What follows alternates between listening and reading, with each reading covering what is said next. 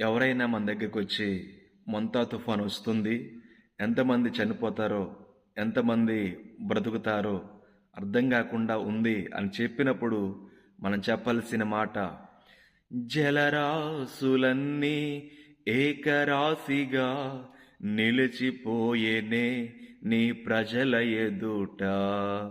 అవి భూకంపాలే అయినా, ఫేను తుఫానులే అయినా, నీ కృపయే శాసించునా, అవి అణగిపోవును.